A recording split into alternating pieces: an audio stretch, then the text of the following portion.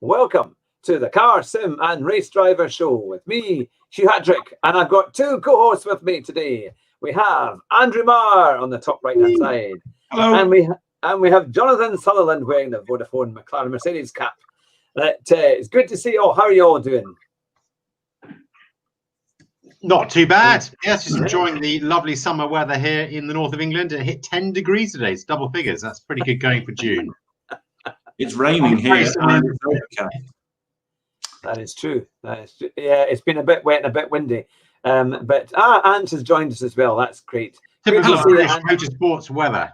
Yeah, well, this would have been the ultimate motorsports day, because we should have been at Company Car in Action in the last 2 days, yesterday and today. But of course, it was postponed due to Corona.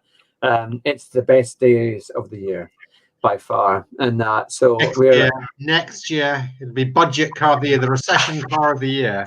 Yeah, it's going to be. I thought, should we have like a minute's silence to commemorate the fact that we're not able to go to Company Car in Action this year? But I don't think that'll work on a show. Video. No, probably not. People tuning in to watch people do this. Exactly. Say absolutely nothing. Still, well, we could each take our minute silence at a different time, couldn't we? I could take mine now. Yes. And break it up. And sort of, if you add up all the silences, there'll be at least a minute. That's it. That works. Totally. Yeah, that's good thinking. I like that. But no, that's the thing, isn't it? That and even then, it would be still better than watching the One Show. So it would be more interesting, or the debate on Channel 4 about home. One Show was devised by, well, I think the One Show was devised by Fritz Haber, who's a chemist, a German chemist, who I used to think was great. I used to work at the factory that he worked at, and he invented something called the Haber process, which is a very famous chemical process for making nitrates, fixing nitrogen in the world's biggest chemical plant where I used to work. And then I found out that he was the guy that invented weapons of mass destruction, and I kind of fell out with him a bit. You know, yeah, a bit of Zyklon B. Yeah, it's just a. Well, I think as part of his research, he must have had this idea that in the future there'll be something that just puts everyone to sleep and into a coma, and it turned out to be Jason Manford, and everyone else on the One Show. It's a special gift. You can see millions of people going like that. I need social distancing. Just make picture have you just put up there, Hugh? Which dictator is that? Is that Bernie Ecclestone or is that Trump? No. This is the grand prize. This is the grand prize. Manuel. Oh, right. Okay. Yeah, I thought it looked a bit like Joe Biden at one point, but no, it's not. Fangio. Right. Okay. Yeah. No, Fangio and Ayrton Senna, two legends. Right. Okay. Yeah. Sorry, that's the prize for the 1,000 subscribers, isn't it? Does look a little bit like Joe Biden. Do you think? So he's sniffing Ayrton's hair. On tonight's show, it's all about Formula One and our news headlines, and the fact that I think Bottas wasn't too pleased with the idea that that Vettel might be joining him, according to Toto Wolff. We did an interview. Goodness sake. We've had the wokest ever week yet on Formula One. It is something else, because similarly on the Formula W series, that was a good on my wall, says Ant. Well, that's it. Let's see how many people we can get to subscribe. Tell all your friends about the show, and we'll get those subscribers up, and then we can beat the YouTube algorithm and finally get some money out of them. And then it will be on its way to you. But yeah, so we've had, in the Formula W series, which is the women's racing championship. Women?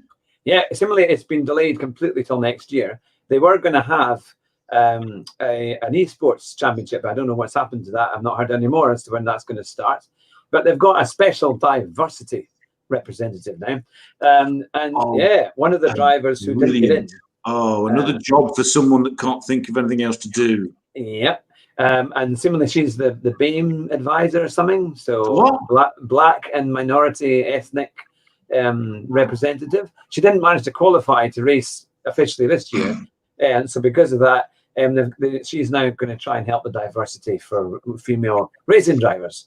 And this is what Ted Kravitz, on the Ted's Notebook on Sky, suggested that they should do for Formula One.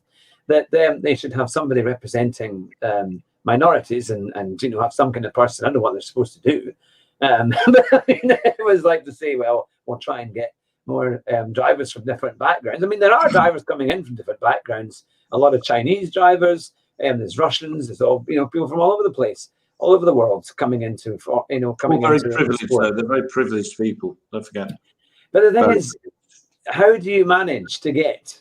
I mean, even go-karting costs tens of thousands of pounds. So you've got to be, You need money. You need money. Yeah, it's got to be money. So at the end of the day, either your parents have a business that allows you to get started, or you're able to get sponsorship, and you've got to be good enough to win titles to be able to do that. Well, and it's ultra competitive. I don't see how these kind of positions are going to help anyone.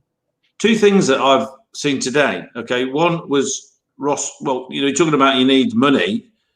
Jean Alesi has had to sell his own personal Ferrari F40 to pay for his son in Formula 2 because he can't get sponsors because no one's sponsoring anybody because they've got no money because of COVID. Yeah. It's impossible. And Jean Alesi, who's a multimillionaire ex-F1 driver with lots of businesses, like a lot of them do, has to do that. What's the likes of me and you can have as a chance? There's no chance. And the second thing was Ross Brawn, again, a man saying, or a person saying some sense, which was that, yes, we need to actively work to get lots of diversity, like in everything, but it needs to start from school. You just got to get people into motorsport. If they like the motorsport, then they'll want to be in it. Ta-da! If only there was some sort of black person in Formula 1 that had done really well. I just can't think of anybody at all in recent years. Somebody. There is one. I just did quite well. Maybe won a world championship or perhaps 6. I can't count it. Yeah, no. Well, maybe the one. Yeah. That's the one. I'm going to change it.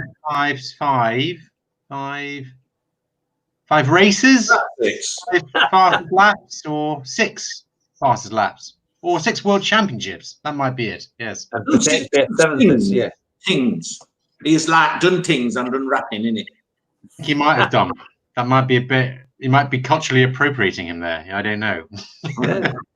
Now they were also talking about IndyCar because IndyCar has just had its first race just at the weekend there, and Scott Dixon won it. And so they were kind of saying what it was like because obviously there's no crowd there. There's no crowd obviously watching, and so they had to do things differently. They all wore masks as well at any of the kind of interviews and all that kind of stuff. But I mean, at least they've come back and they've actually done something, which is good. So it's kind of getting somewhere. But what do you think? What do you think it's going to be like watching Formula 1 without crowds? It depends on who they get as a director, because if they're rubbish as the ones they had last few seasons, we'll see a lot of pictures of a wheel. The inside, 10 minutes of a wheel going along, and then you'll see the floor really, really close. Then they'll zoom into the side pods that go around the corner, then zoom back out again when you can't see it anymore. Brilliant. That'll work. It's different when all you see is a wheel running down the road and no car. And then you think, what's happened? And then you just realise something will have to change, because who are they going to zoom into in the crowd for 10 minutes? Just to see. That's true. They're not going to have some blonde there anymore going, like I care. They're not going to do that anymore. Similarly, IndyCar, they just put more adverts up. They put these big adverts over the seating. So like you had, like the big Ferrari fans when they do it at Monza, they had the big flags up. Well, they put all the advertising banners on the seats, so they get extra advertising space. But I don't know that they wouldn't really be able to do that maybe at the Red Bull Ring, because obviously they've got all the colours and all the sponsors already up there. But yeah, it's going to be different because then you're only going to really hear the cars and the commentators, and that's it. So it's a kind of strange thing to think what kind of atmosphere are we going to get from it all? The atmosphere is going to die anyway, because they're still talking about trying to do reverse grids. Yeah. What a great idea! I mean, I think I all love the the teams idea. are in favour of that, apart from Mercedes, funny enough, because that means every other race would be at the back. Well, a good point was made. Well, that's the teams. Danny Ricciardo has said it's a stupid idea. Yeah. And a few people I've heard of have said it's a stupid idea. And the reason it's a stupid idea is because it's meant to be a competition. What's the point of qualifying? Yeah, and The idea is you have the fastest car and then you shoved at the back. Or it's meant to be a race. It's like Danny Ricciardo was saying, it's frustrating that to win you have to be in the best team. And it's like, well, take up sprinting then. If you want a sport, a race that only relies on you as the person, then you need to have something that has barefoot sprinting in the nude. Because that's the only thing that exists that only requires the person. If you're going to be on a bike, a car, any kind of equipment at all, and that will influence what goes on. So, yeah, you will. You'll need to be the best team. That's kind of how it's always been. It's been that way for well over 100 years. Get used to it. Stop whinging. Well, I think now they could bring back the grid girls, because all I need to do is social distance. You know, Hugh, as ever, going against the culture wars completely. Yeah, countercultural. Yeah, I mean, why not? I mean, they can do that, and there's plenty of space for them now. They could get more of them. So that's the thing, you know. Yeah. What was that? 3 abreast. Somebody put a comment on one of the YouTube videos I was watching about reverse grids, and they were saying you just need the cars 3 abreast, and quite rightly somebody put underneath, what circuit in the world can fit them 3 abreast, and you'll have a massive crash in the first corner every single race. But the advantage is you'll be able to get more grid girls in a row. That's brilliant. Similarly, there's news just breaking that, you know, the PS5 there was a big launch video actually at the same time at 9 o'clock. Yeah, it's been launching, and similarly, Gran Turismo 7 is on the cards. I think it's being launched for the launch of that, potentially. Super GT has been tweeting out that GT7 is on its way. Now, I always thought that Grand Theft Auto 6 is similarly going to be a PS5 game. So that's an even bigger one, probably, than Gran Turismo, to be fair. And when I saw a trailer of that looked absolutely awesome. I mean, it was just like driving around in a real life video. But obviously Gran Turismo 7, as it's a race car show, will be an amazing game. And it's although I have to say, racing around the streets of whatever town it was in the city is great fun. That especially doing all the stunts and crashes and all that kind of stuff that you can get away with on there. I remember once I took a Lamborghini Countach, and I think it was Gran Turismo 5, up the mountain, and you can just drive up the mountain, and then I deliberately just flew off the other side of it, and it didn't even crash into anything before it exploded in midair. Even though, and I thought, well, it might well be accurate, you know, it just exploded for no apparent reason. But no, I think it's going to be fun, and obviously with Gran Turismo 7, that will be something else. But now I see, Jonathan, that you have been playing Gran Turismo this week. I might have been playing it just before we came on air, actually. Yes, just got my fastest lap. I'm within 2 seconds of you now, which is normally quite good for me. But I actually I managed. I was playing a little bit early on, and we were able to get a 127.550, I think, in the end, which wasn't too bad. Because the record is 552. Don't exaggerate. 552, didn't it? Yeah. But it said at the end of the session I could have done a 127.4 exactly, and there's definitely a bit more time in it. I think there's a 3/4 tenths. But when I was playing last night, and one of the guys from Nick McMillan, I think his name is, or Z28 Gaming, Z28 Gaming, he is an S Plus driver who's been in the Gran Turismo finals, an American chap, and he was doing a 126.8. And when I told him, well, I'm doing a 127.5 roughly, and I said I'm a B and an S level, he said that's the quickest for a B and S. He said that's quite good. So I thought, well, at least that's something anyway. We're not too far away from being where we should be. But I need to do you don't races. do enough races, Hugh. That's the trouble. You don't like to lose your rating. You've got to get a rating. You just like the qualifying, but to get up the ratings, you've got to do the race, take the chance, and get in there, get down and dirty. Now you've done it. You've done this week's races. Have you done one again in a second? I came third yesterday, which it started fifth, came third. I've only done one race, but it was pretty good. I think my door number was 1. I don't know why it was a 1, but as a C driver, I'm one of the quickest C drivers. So that's pretty good going then. So eventually we're getting up. We're actually getting there. I do think though, of course, because you've bought a set of you've got a set of Corsa now as well. And I did. Have you tried much of that? And what did you think? Yeah, it's very, very different. The driving physics are totally different. I had a really good run in the Alpha 155s that you recommended, and they're great fun. Then the car's actually got much more feel when you're driving it, and you can actually, the car control, it feels better. Whether it's because it's an older car from the 90s, I don't know, but yeah, you've got way more feel. The steering feedback is much less. It feels like you make a bigger turn on the wheel, and you've got more. You can actually move around and slide the car a bit more. Whereas I always think Grand Turismo Sport is a little bit twitchy. Yeah, and it's definitely it feels more alert in ACC as well, or as the Corsa, and also in a bigger shunts. And if you have a shunt, you feel it.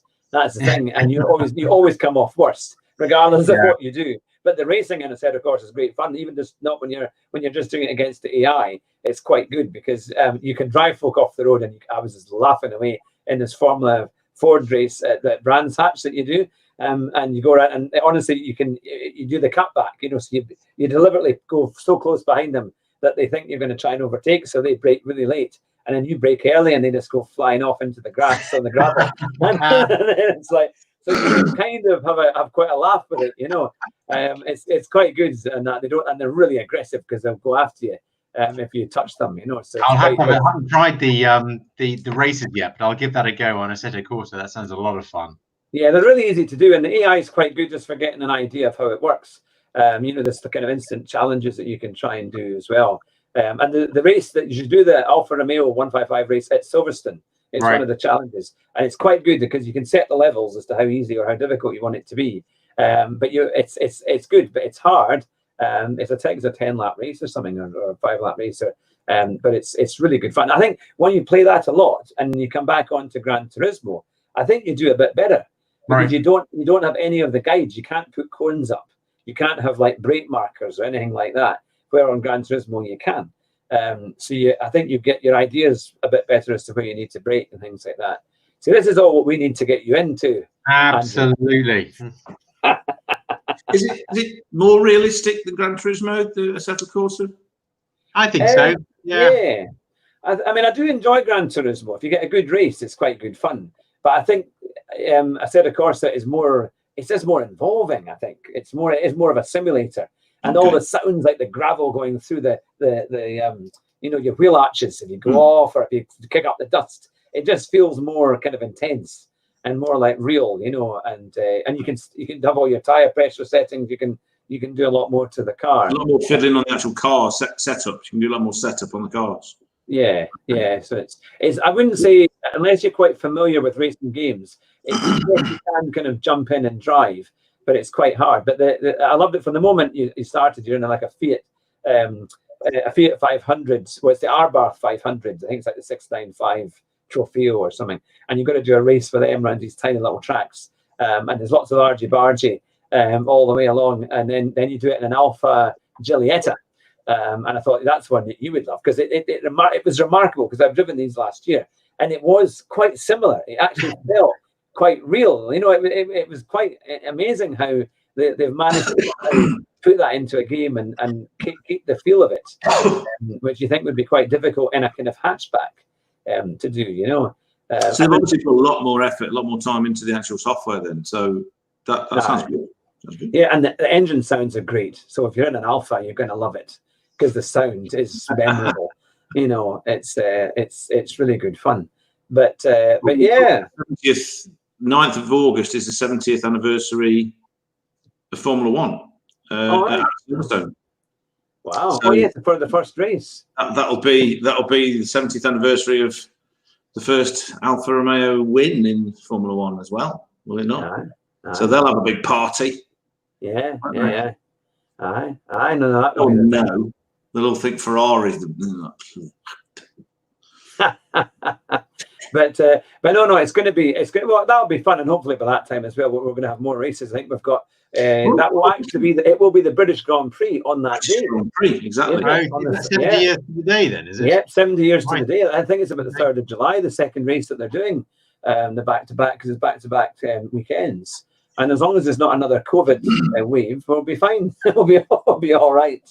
So, but they're doubling up some of the races, as we all know. They were talking about being able to double up Bahrain as well, but using a slightly different version of the track, bigger, more oval. Yeah, an oval. Yeah, so Ross Brawn seems to want to really sort of mix it up a bit, doesn't he? He wants to revert to everything on the oval. And also, they were talking about that because of the nature of the beast at the moment, they'll be able to do Hockenheim and a few other places. You know, chuck them in. That would be quite good because they're desperate for a race. I'm surprised they haven't used the Nürburgring, like the GP race there, because that's really quite a good track and it's had some excellent races in the past. And they've it's a proper FIA standard. They used to share it, didn't they? The German Grand Prix, which one was the European, and the Nürburgring was the European Grand Prix for a bit, wasn't it? And then Hockenheim was the German Grand Prix, so they could have the both. Aye. For a while. Aye. No, that's quite an interesting one. So I'm going to see if I can see any pictures here that I can forward on for GT7. But it's not coming up yet for that. So you've said you've watched the IndyCar race. What did you think of the Red Bull version of the Shield? All right. To be fair, Halo, the equivalent of a Halo. That's the Red Bull design, apparently. Yeah, I think the IndyCars look actually really nice. To be fair, I think they're quite a good-looking car, and the engines are far better. Engines are far more noisy and far more kind of compared to what we have so far. But yeah, no, I mean, it looks more like a spaceship, doesn't it? It looks something more like a kind of modern kind of car, something for the future. Although, I mean, next year the new regulation cars look amazing.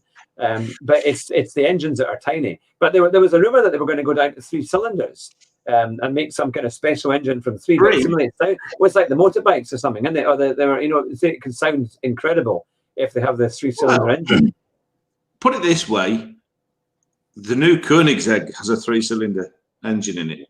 Yeah, and it's got thousands of horsepower. Oh yes. Well, put it this way, it's a 2-litre 3-cylinder, so it's the biggest 3-cylinder you can get. So it isn't actually, because that's nonsense. It's the most powerful 3-cylinder you can get. I was just thinking because the Triumph Rocket Triple has a 2.5-litre 3-cylinder, so that's bigger. Anyway, that's a motorbike, but this has 600 horsepower from a 3-cylinder 2-litre engine, mated to 800-volt electric system and no gears, 1 gear.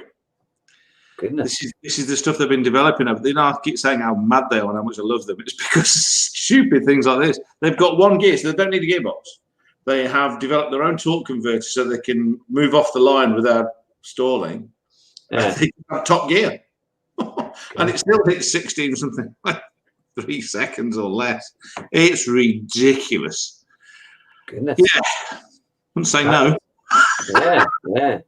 I don't know. As long as they get the sound right and they get a bit more feel for the cars, and then I think, because I mean the cars do look lovely. I think even the current cars look pretty good, but we just need a bit more engine sound. We need a bit more tune, a bit more excitement, and certainly a lot more noise. Because that was the fun about the old ones. The crowd was almost drowned out when the noise of the cars as they came on their kind of warm up lap and things like that. It was amazing. I mean, I remember seeing that at Jerez. I don't know about you, Jonathan, but when you saw them do practice starts, and remember at the very end of testing, quite a few of the cars would actually form up on the grid. They would all kind of slow right down and then do a couple of burnouts and then pretend to take a grid slot up on the grid, and then they would just race away one after the other. So we got to see maybe 3 or 4 cars at the same time head off on a proper kind of Grand Prix start, and the noise and the whole thing is just because when they come around the last corner and they start getting ready, and then you get to see the drivers, you get to almost imagine the concentration. Then you think, wow, and you see them selecting the buttons, on the steering wheel for getting the right starts and so on, and then they just head off the limiter, So that's my favourite part The thing is, though, that on TV, you don't get that sound. And if you're sitting in your living room with your wife and kids or whatever, and you've got it on full surround sound, your neighbours are going to be calling the police. So I suppose for the tiny percentage of people that are watching the race at the circuit, it's great. But for everybody else, it just makes, I suppose, practicing annoys all your neighbours. I suppose you've got all the health and safety with people in the pit lane with ear defenders on. And really, on the TV screen, it doesn't make a huge amount of difference, I suppose. But I agree, it's a shame that it's gone. But for the TV audience, maybe it doesn't make much of a difference. You want good racing, really. Yeah. Well, I think, mind you, when you saw, I mean, I've always had quite good sound on my TV. So when it was the old V8s, it still came through as quite a good sound, to be fair, when they were on the practice starts and things. All right, Oru is sharing his screen. Ah, that's the one. Can I give you a thing so you can do that then? Yeah, can I add that in? Will that work? I don't know whether it's there. You go. Oh, yeah, there we are. The current Indy cars with their. Yes, yeah. That's actually a screen rather than 3 prongs. So it's sort of. I think that looks much better. I quite like that. It looks almost like a business jet with wheels. Yeah, it does, doesn't it? I like that. I like it though. I think that's quite good, isn't it? And I think, and also it stops the blind spot. You don't have these big blind spots where you do it in that middle part, don't you? And also, do you remember Massa's accident where the thing hit him in the face with, and it pretty bad. That would not have happened with that because it's a full screen. It would have deflected off the screen instead of off of his head. So that would have been quite good. So you'll finish with that. I'll stop sharing. Yeah. No, that's fine. That's fine. But when it turns upside down in a big fiery mess, how do they get out? Same way they do now. They jump out. Because there's no way getting out of your current Halo, is there? Yeah, it does. No, I suppose not. It's the same. It's just it's got some high strength plaggy between you and things hitting you in the gob. They're meant to be open seaters, though. Half the fun is that a spring might fall off and go through their head. I mean, Danger. Jackie Stewart said it says on the back of the ticket, motorsport is dangerous. Exactly. Motorsport is no longer dangerous. Motorsport is safe. Exactly. Yeah. And quiet and environmentally friendly. I don't want that idea of people bidding. It's a good way of making money. Bidding, and it would work really well in America. Bidding for the right to pretend that they're the sand people in the Phantom Menace. Give them guns. So as they go past, it's pot shots of the people they don't like. You get 3 bullets, say. 10 people with 3 bullets, and they can influence the race by shooting at them. Oh, that's a great it would certainly give it another 5 years of what's going on in America, and you probably have that anyway. So, exactly. Parts of London, you get shot at. I know it's getting crazy, isn't it? Knife, you're all right. Gun, fine. So they go. It's kind of crazy. Now, Anne's been saying you can't get out if it goes upside down. Now, do they have some kind of way of it comes off or something? I don't know. Or they have to be able to move the car so that you can actually get out. Weight is the strongest part of the car. It's got to take the entire weight of another car sitting on top of it. So it's they're made of titanium and they're incredibly strong. Very cleverly made, actually. I'm quite impressed with them. But they were never great, were they? I suppose. So what do you think? I mean, they're all saying down in the gravel and nearly had his neck snapped because the roll bar dug into the gravel and all the weight was on his head. Yeah. So that was, both of them stopped. No, that's true. That's true. So what do you think about Red Bull Ring? And in terms of, because I think Max Verstappen, he's won there similarly twice, I think, in the last few years. I think it's a good race to start off with because they are competitive there. I know the Mercedes is very, very good. I think it could be quite a close race. This is going to be the most competitive year we've had for a while, I think. Yeah. I think Max has got a good chance of the championship. He's going to have to fight for it, but that's the whole point, isn't it? Aye. I think Charles Leclerc is going to be in there. I think Vettel is going to be an absolute git. He's going to spend the whole year not giving a flying foobar about what he does. Fantastic. All the reasons why nobody I don't understand why anyone thinks he'll ever go to Mercedes while Lewis Hamilton's there. This is what he's going to show this year. He's loose cannon, and it is impossible to live with because he wants to be number one. Yeah. No, that's the thing, isn't it? But how long ago since when did they last do any testing? Because I mean, it way back in March or February, was it? Yeah, it was February. I'm just going to go to check. Yeah, no, it was February time when they did that. I mean, because I know what happens if you lay your car up for sort of 6 or 7 months, it all goes wrong. So I mean, think on the first race, it all just breaks down. I mean, it's like, oh bollocks, the brake disc is not a Fiat Uno, all right? This is a I don't know. The tire pressures have gone down. It all needs changing. It'd be great if you weren't allowed to service the cars at all. And then all these people, they're all standing around the car at McLaren with the pipe going, oh, I don't know. Yeah, just kicking it, going. It's going to be rusty underneath. That's it. Yeah, got a bit of rust. Carbon fibers. No, I think it's competition time. Time for a competition. Oh, right. Competition. What's the question? Now, this is why we've been trying to get as many likes and subscribers on. Is this to win that picture of Vera Duckworth and her husband? Joe Biden. A little bit better than that. Now, thank you, by the way, to all our new viewers who are watching this and our new subscribers as well, because we've had 8 subscribers in the last few days, which is brilliant. So we're very pleased that we're about 5% of the way, roughly, to getting 1,000. We're just a wee bit short of 50. So if we can get up to 50, we'll be 5%. We need to get up to 1,000, but we're getting there. And when we get our 1,000th subscriber, we will put all the names into a hat.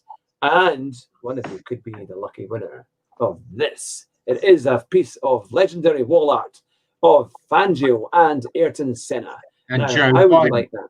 It's not Joe Biden. We'll have to put that on the thing. Maybe it might get more publicity if we say it is Joe Biden. Do you hashtag Joe Biden? Yeah, Definitely. we might have to try that. But yeah, that could be sitting on your wall in your motorsport collection, and it's very rare. For the 50th subscriber, get to 50 because. Well, if you want to afford to buy all of them, you can. You know, the price can be kind of rubbish, can't it? It could be just like a signed postcard from the 3 of us. That would be. Glad you're not here. 50 subscribers. Yeah. Glad you subscribed. Yeah, that's the one. Not again. But yes, and if we can get there really fast, I will actually give another special prize away in as well. So it will be even bigger. Huge chocolate. I don't know. I'm thinking about maybe a session at SimTrack or something like that. So we're going to get something really quite good that we could do. So yeah, we've got a few things to do, or maybe a one-to-one session with like a sim racing coach or something like that. That could be quite a big one. So it's that would be quite fun, wouldn't it? We could put you on it, Andrew. Yeah. I'll have to learn how to drive again. It's been so long. But I know, what does that do again? I know we could have you and we could have Andrew Dixon, because I know Andrew's been watching the show. So a big shout out to Andrew if you're there.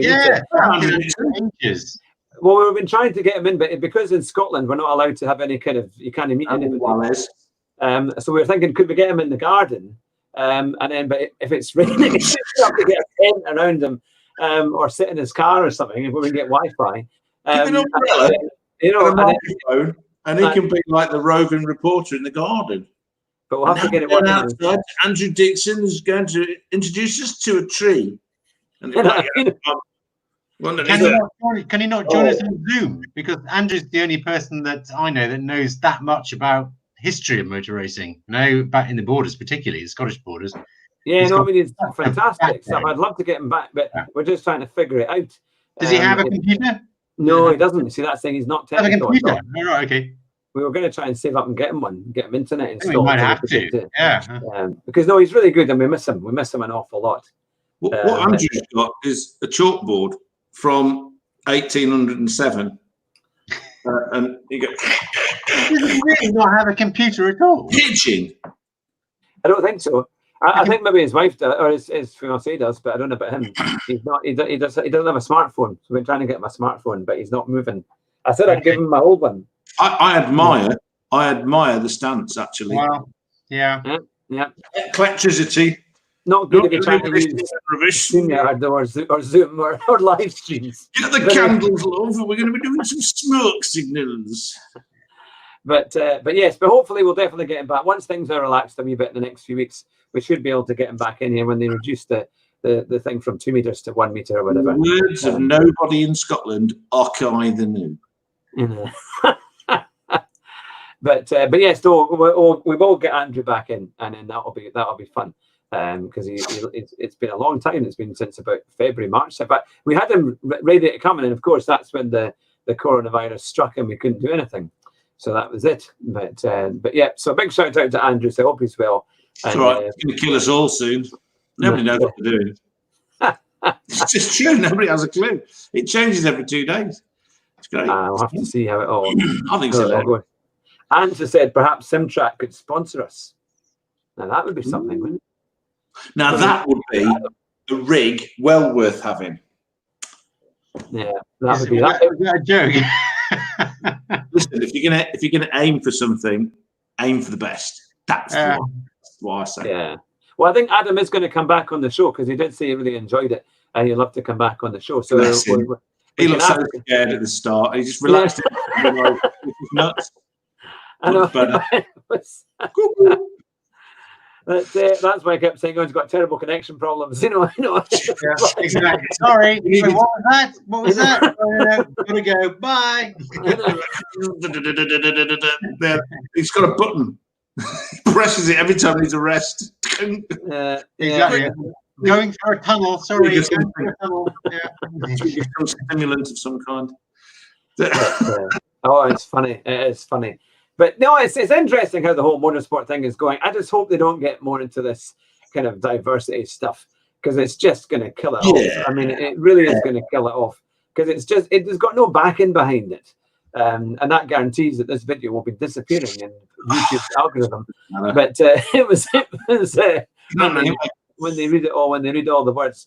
But no, I mean, they just don't do anything. It's going to go nowhere if you try and make it so kind of politically correct, and it just takes all the value and the adventure and the excitement out of it. So you kind of think, what are they going to do? Maybe F1 should have sort of 5 BAME drivers, 5 women drivers, 5 trans drivers, and 5 gay drivers. I mean, maybe we should have it like that.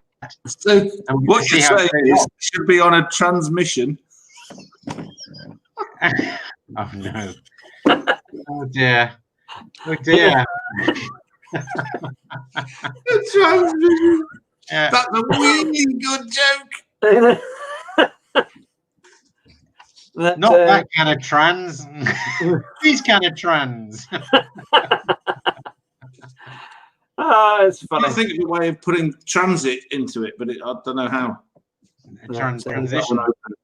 Well, I mean, you could give the trans drivers a lap head start or something because of they disadvantaged people, of course, or if they're not privileged. The white men could start last, and then the women could get a head start. Everyone could be shot at with square wheels. Yes, men could get square wheels just to level the playing field. Exactly. That sounds good. So, any ideas about how to make F1 a bit fairer, a bit more diverse? That's a good idea. I mean, being very fair, funny. This is the thing that does my head in with the whole reverse grid thing. It's like, yeah. So you put all the trans and gay drivers. Why don't we just have it so that no one wins and no one loses, and it's not a race? That was my idea. I said that on one of Hugh's posts. It's really unfair that somebody wins. There should be no points, and everyone should get the same number of points. I would say, and then there's no winners, no losers. Exactly. Everyone gets a trophy taking part. Exactly. Yeah. Though I have to say that I'm the kind of person I like to win, but I like to have a good race. I mean, when you get some of the guys that go, "Oh, that was a really fantastic race. I enjoyed that," and they go, "Yeah, but you lost." You know, when Lewis actually says, "Yeah, I had a great battle. It was great," I actually believe him because when he's raced best is when he's calmed down and stopped worrying about whether or not he wins and just has really good fun. You know, I've seen that. I saw that after 2000. You know, he ruined 2007. Was ruined because the pressure got to him. But when he realised or remembered that it's about the racing and the fun in the racing, yes, you want to win. You want You want to be better than everybody else. But if you can do it so that you enjoy the actual event, and you're satisfied with what you're doing, that works. Makes a huge difference, doesn't it? Yeah. Though I don't agree. If you're going to have a championship, don't have a pretend one. Yeah, it's like, I worry about the budget cap. Yeah, this budget cap. Is that going to just mean they're not going to spend as much? Isn't it? If you put money into it, but it's always been the same. It's never been any different. No. Penalise someone because they do well. That's false racing. It's. Well, you know, in the old days, Ferrari used to make more money just about out of their merchandising than they did out of their cars. I think it's a wee bit different nowadays. But with when you think of all the flags they sell, all the mugs, all the stuff, all the wee miniature cars and all of that out of the dealerships, and I suppose all the jackets and helmets and all the kind of stuff you can buy. I mean, because it's cost thousands. It's part of the thing, quite of the fun of going into a Ferrari dealership as well, is actually seeing the merchandise, because some of it is really, really nice. And really expensive. Oh, it's thousands of pounds. Isn't it? Absolutely, hundreds and thousands of pounds. I remember one of my Ferrari luggage sets are about £5,000, and they fit perfectly in your 812 Superfast. Yeah, one of my best days out in years was I went with a friend of mine, and it was when I used to go to the business breakfast about 20 years ago. There was a person who did events meetings and stuff, and he said this was on the morning of the breakfast. He said, "Oh, I've still got." If anyone would like to go to the launch to the Italian Grand Prix at the Ferrari garage, this was in Edinburgh, just let me know and I'll book you in. And because they had booked this big show on, and it was really just for people who had owned Ferraris from that garage who had bought them. But he said that they're a wee bit underbooked, so they said that anyone can come if they want to. And I said, yeah, like I'll come. And they were giving test drives on the day. I remember it was on a Sunday. Yeah, but you had to do it really early, and by this point it'd been booked up, weeks in advance. But I managed to have a go in a Maserati Quattroporte. It only been just launched. It was one of the early ones when that car just came out. So it must have been mid 2000s, I think it was, or maybe mid to late 2000s. And so I went along, and it was at Fort Kinnaird in Edinburgh, and it was phenomenal. I mean, they had their own chef, right? With this bit, and he was cooking steaks and all this stuff on this big kitchen that they had put in. They had all the kind of Ferrari women walking around with hors d'oeuvres and that, all these supermodels giving you all this stuff. They had the big TVs and it was absolutely incredible. And the people you met there, I mean, they're all millionaires from IT and different businesses and stuff. But it was brilliant. And of course we watched the race. And it was absolutely the most amazing day out. And they had was it Techno Gym, and Techno Gym do the fitness for Formula One drivers. So it's like a kind of shell of a cockpit, and it has all the kind of exercises that they would do when they're in the car, or it's like it has a kind of thing that they put on their neck, so they wear their helmet and they put it on, and then they can go like this, and it has the strain with the weights on it, so you can build up your neck muscles and all the kind of stuff. And I thought, that looks incredible. I want that. It was amazing. But because you've been, John, you've been to some amazing Grand Prix. When we went to Monaco, for your 21st. Yeah, I've been to Monaco. Yeah, we flew for the day. That's right. We got a knackered old Airbus A300 from Manchester Airport, which barely got off the ground, and then a bus. We didn't have the helicopter. Well, I mean, I can't complain. It was my 21st birthday present, actually. And we got a bus to Monaco, and then I remember going through Monaco, but it was very, very busy. So I think we got into the bus station. Then there's escalators. I had outdoor escalators because people don't walk in Monaco, so it's all escalators. And we got to the very back of this stand and watched the race. It was amazing. And Schumacher won. That was Monaco. Yeah, Schumacher was that 96 then? 97. Yeah. 97. Well, that was a classic one, actually. That was a great, yeah. Was it wet? I can't remember. It wasn't sort of red hot anyway. It wasn't the nicest day down. Yeah. But yeah, were you at the swimming pool section? Yeah. Yes, that's an amazing bit, because you get to see them coming through past the swimming pool, and they go so fast around there. It's kind of shocking actually how fast they go. You think any wrong move and it's a massive shunt if they crash there. But of course that was going to be. It was still V12s. It was still, I think, it was still Ferrari, or certainly V10s. V10, yeah, maybe the V12 was gone. V12s. Everything was the V10. Everything. V10. No. But no, that would have been quite a thing. But yeah, it was amazing. Aye. So I'm just thinking that if you were getting fed this high quality food by sort of stick thin Ferrari models, that's really cruel. You imagine a model that's not eaten for 3 days to keep the figure, handing out all this food. What a horrible thing to do to those poor girls. I think you got over it. I think, yeah, it's all right. Yeah. I remember can only carry one because my arms are thin. No, they were on the top of the range. They were Top of the range. They were top of the range for our model. Yeah, he's a top of the range girl. Yeah. Oh my! You know, there's one thing complaining about everything being politically correct. Actually, calling women, I think. Come on. I was honestly expecting, mind you, one of the people there, you know, like, because I mean, it's all like millionaires, a lot of old men who drove in. I mean, there's one guy came up, and I'm sure he had like one of those Ferrari convertibles of like the 1960s. It was like a really early one. It was the California, the original California, which was absolutely Ferris Bueller's Day Off, that V12. Yeah, and he kind of got out, you know, and he had his kind of the shoes they wear without the socks on, and the rich people's shoes. You only ever see ultra rich people in those shoes, kind of suede driving in those socks. Yeah. And the girl that got out of the car with him looked about a third of his age at least. You know, nice to meet you. Must be your daughter. Yes. Isn't it?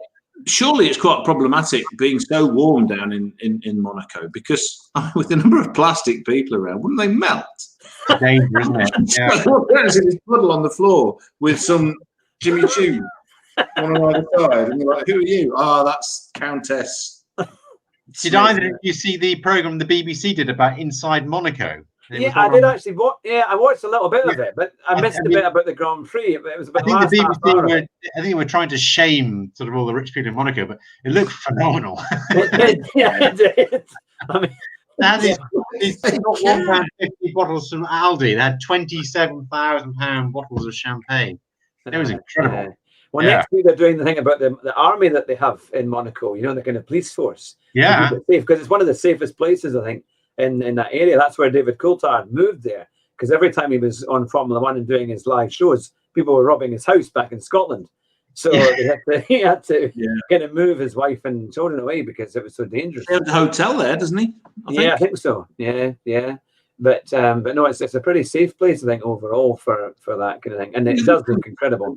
That I've seen a lot of them talk about, because doesn't Brundle live down there as well?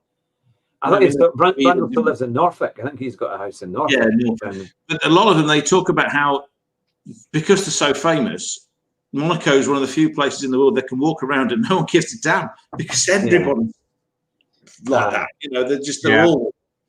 It's like walking around your local estate. It's just that everyone happens to have like 50 million in the bank. Yeah. I live in Monaco. Maybe Monaco is the place to go. Yeah. Maybe apparently an average apartment there, like one bed's €4,000 a month. Yeah. Quite a lot for a one bed. I just thought what was very funny was that, you know, they had this one part of the BBC program was they were trying to Monaco was trying to get kind of younger people, a younger generation into Monaco to make it look cool, and so they got all these kind of social media people, and they chose who was going to be the most amazing social media person and give them a prize. So they brought the top 20 or top 10 into Monaco, into I think it was the Hotel de Paris or somewhere.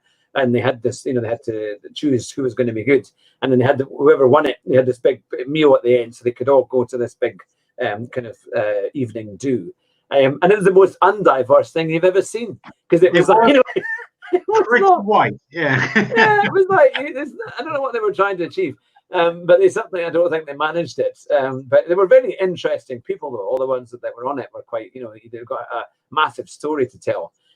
Which is quite good, you know. So, but I didn't see anything of the Grand Prix. Pension fund you raided? Because of course in Monaco there's no tax in it, no income tax. So that's where they all. No, it's just tax. Yeah. So no, that's the thing. And I know of one of the people I know from who actually lives near Berwick upon Tweed, goes out there and is helping to build these new flats. They're reclaiming land from the water.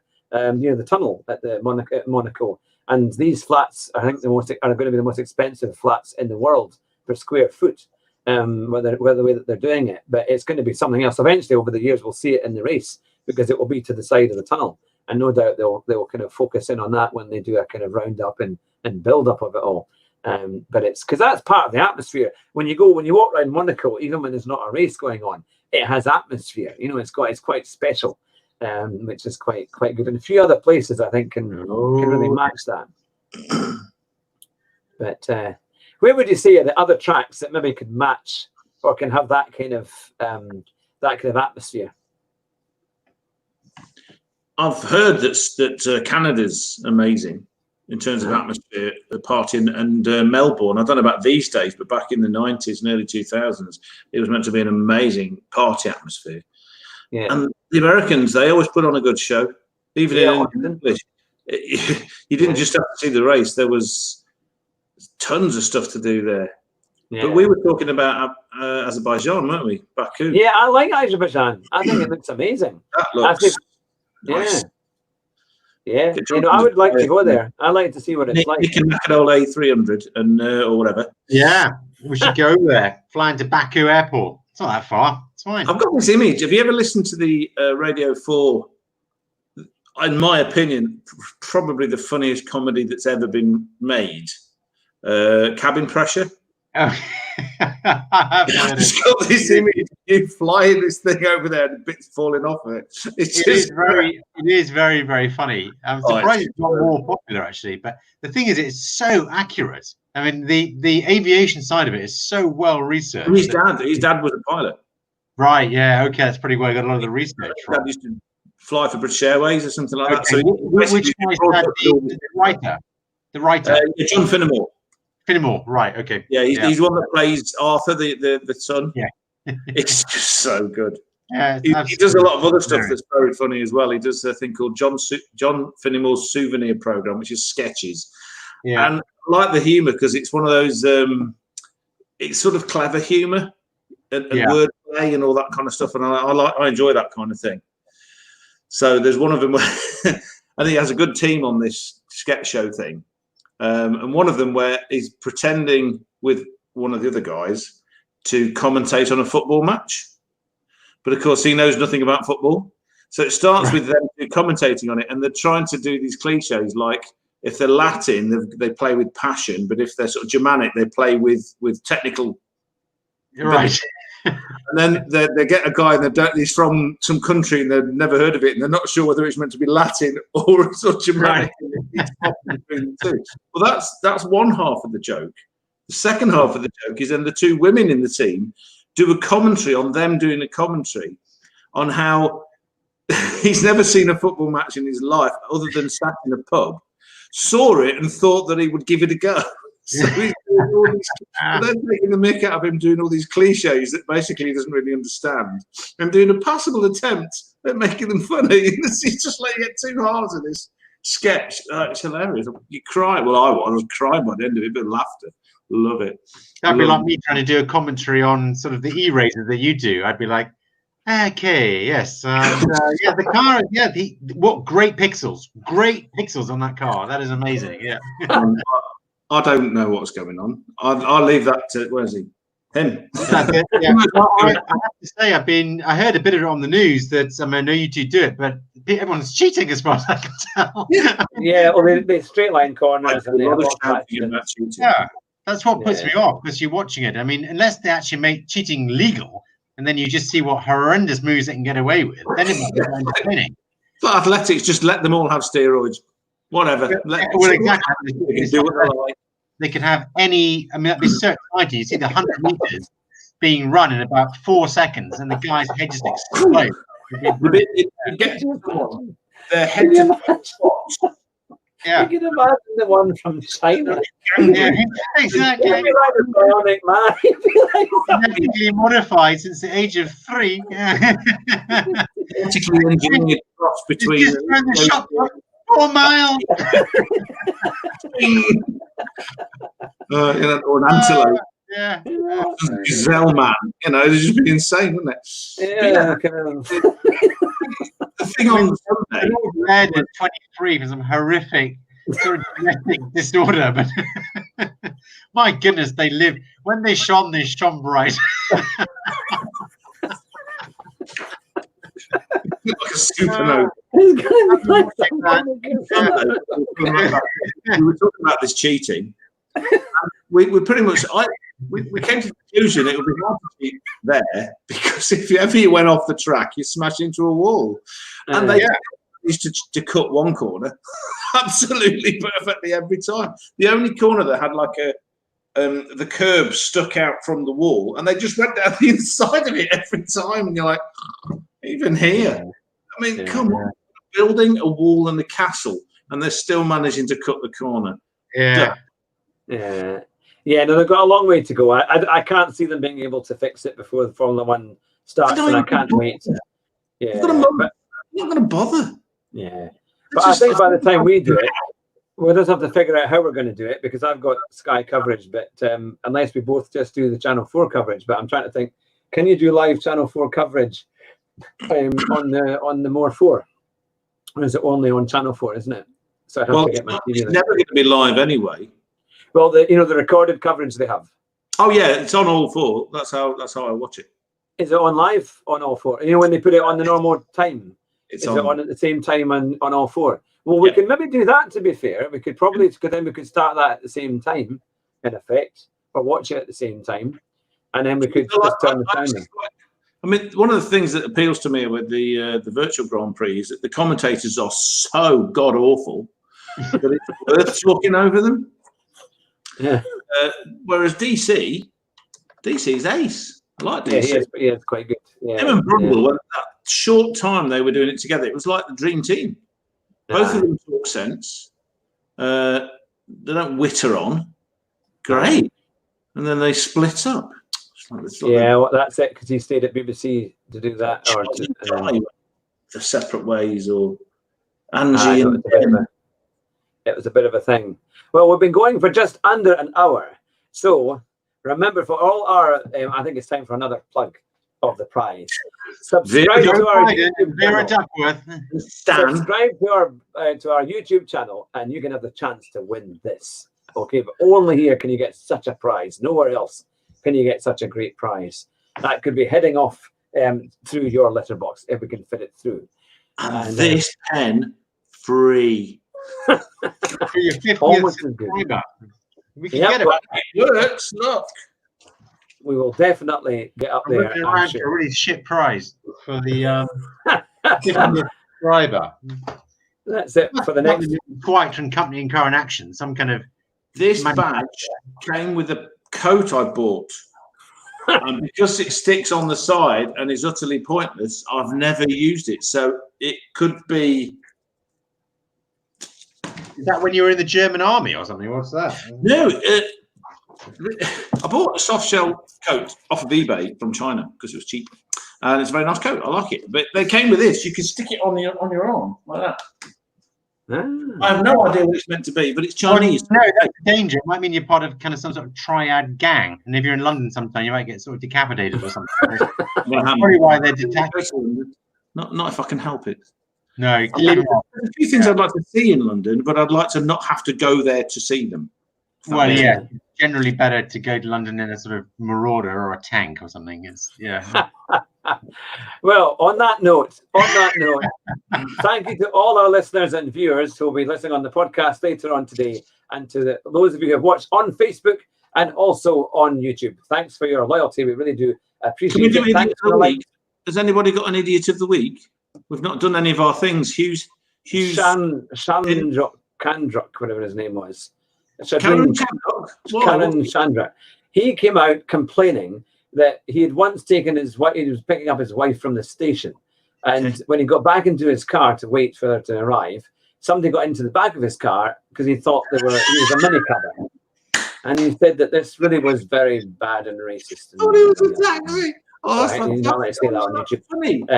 But yeah, so that's what and he was complaining and telling Martin Brundle that he had to really check his inner thoughts about everything and all of that. So, well, mine is Lewis Hamilton, who said that all symbols of racism must be removed, whilst actually wearing a Hugo Boss tag on his jacket. Hugo Boss actually made the uniforms for the Third Reich. Yeah. So it's crazy. there you go. Crazy. And the man who believes so much in his family, and every time he wins a race, he says thanks so much to my family, and it means so much to him. Oh, yeah. And of course, on the website of BLM, they say they want to get rid of the nuclear family and replace it with something else. So goodness knows what that would be. But on that lovely positive note, you've been listening to the Car Sim and Race Driver Show, where YouTube buries us for sure, but eventually we'll manage to break through and get over it, and people will see us from all over the world. Thanks for watching. Take care. And I'll leave it to Jonathan with the final phrase. Oh, me? Oh, yeah, you've got to drive fast and try not to crash. Bye just now.